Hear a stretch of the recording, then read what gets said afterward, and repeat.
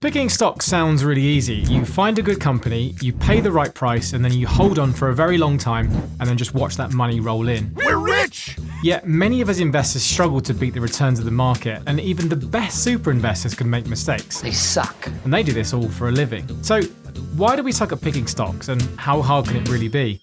Well, in this video, I want to cover just a few points because, to be honest, you could speak for hours on this topic. I want to look at just how many companies there are to choose from, how many of them are actually any good, why most don't beat the market, and then look at some of the best advice from the world's best investors, which actually tells us something that you might not really expect coming from those active stock pickers. So look, if we take all of the companies that are listed in North America and Europe, we get 22,763 stocks. Now, that's a lot to choose from, and just out of interest, how hard can it be to find a handful of stocks that can make us a lot of money?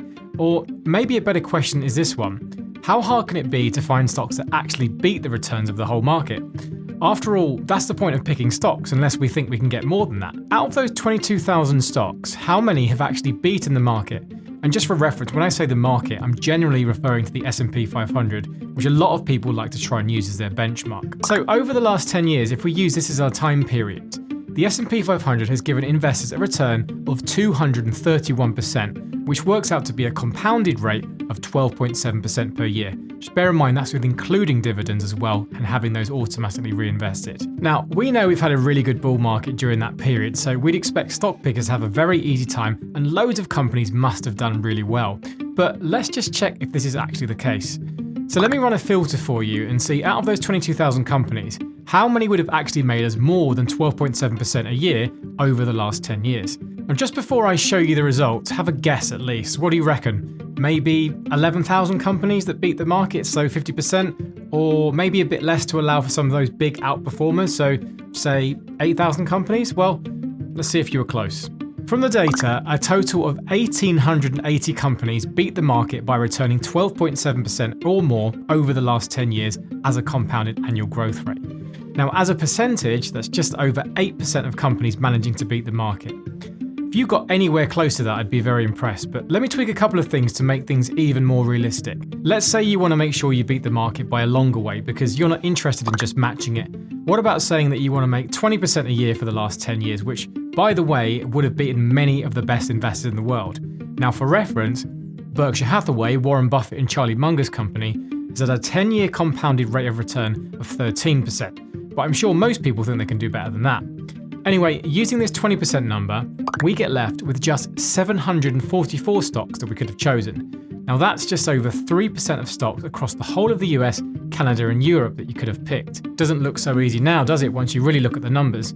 No wonder most of us find it really hard to do. So why does the market work like this anyway, and what's happening? Well, the reason that there's so few companies who have beaten the market is that the average is skewed by a really small number of companies that have returned huge amounts of money. So over the last 10 years, let me show you some of the stocks that have pretty much gone to the moon and never stopped. You've got companies like Celsius, that's 81% returns on average per year for a total of almost 39,000%, which, for reference, would have turned $1,000 to $390,000. Then companies like Nvidia have gone a little crazy this year with similar numbers, 63.94% on a compounded annual basis, which translates to 14,000% over the past decade. And then lots of other companies out there too, which are now household names like Apple, which is actually quite far down the list, as well as even Tesla, which is quite surprising considering the amount of coverage they get here on YouTube. So very few stocks beat the market, we get it. But if we want to pick stocks, it's not like we do it randomly, right? We do it after lots of research and spending time figuring out what a good company might look like. We learn from the best investors in the world and we follow their advice, which in today's age is pretty much all out there for everyone to see. We've got so many great teachers: Warren Buffett, Peter Lynch, Mohnish Pabrai, just to name a few, and they all tell us what to look out for to be a good investor. I mean, it's like having Lionel Messi and Cristiano Ronaldo telling you how to be a good footballer and being your own personal coach. All the information's out there. Why don't we let Warren explain to us just how he actually chooses what stocks to invest in? We look at it as the criteria for selecting a stock is really the criteria for looking at a business. We are looking for a business we can understand. That means they sell a product that we think we understand, and we understand the nature of their competition, what could go wrong with it over time. And then when we find that business, we try to figure out whether the economics of it, means the earning power, over the next 5 or 10 or 15 years is likely to be good and getting better or poor and getting worse. But we try to evaluate that future stream, and then we try to decide whether we're getting in with some people that we feel comfortable being in with, and then we try to decide what's an appropriate price for what we've seen up to that point. And as I've said last year, what we do is simple but not necessarily easy. Sounds pretty simple then. You buy a business you understand, consider if it's going to have a good future, a business that's managed well, maybe with a proven track record, and then you also need to buy it at a fair price. Now, the issue is, we know it's not simple at all, because if it was just that easy, we'd have loads of people running around with millions of dollars of gains made in the stock market. We're rich! And we'd also all be queuing up to give our money away to hundreds of amazing professional investors. Now, in reality, can you honestly name more than a handful of these super investors? I think even if you're really into finance and investing, you'd struggle to name more than a dozen investors who've actually beaten the market over long periods of time. So what's the issue then? Are people just not following their own advice? Bill Ackman is another huge name in the industry, and he has a similar set of rules for when he chooses to invest into companies. Listen in here. Our principles are basically, we want to invest in simple, predictable, free cash flow generative, dominant companies with large barriers to entry that earn high returns on capital, that have limited exposure to extrinsic risk we can't control, strong balance sheets, don't need access to capital to survive, have excellent management, good governance. Sounds logical, but occasionally we've diverged, and there's those times, there's a certain discipline that comes with investments, and there always seems to be a countervailing quality that caused us to diverge. But in really each case where we've compromised on business quality or complexity, we've been harmed. All sounds good, right? Here's his 8 principles on screen now. And I don't think you disagree with any of them, but just like with anything in theory, the only proof we have of this working is actually looking at real performance. So you've got to put your money where your mouth is when it comes to the stock market at the end of the day. If we take a look over the past 10 years of performance, we'll see that Bill's managed to get a respectable 230%, and then on a shorter time frame, 73% in just the last 5 years. Now, what about good old Warren Buffett? Well, he's managed to get 181% in the last 10 years, and then over the past 5 years, 58%. What's a lot more impressive though is the longer term returns of Warren and Charlie. Now, here's their returns over the past almost 50 years. Now that is really impressive. But just going back to our point earlier, remember we said that we wanted to beat the market, otherwise truly, what is the point of trying to pick stocks? Because in today's day and age, we can invest in passive index funds more easily than ever before.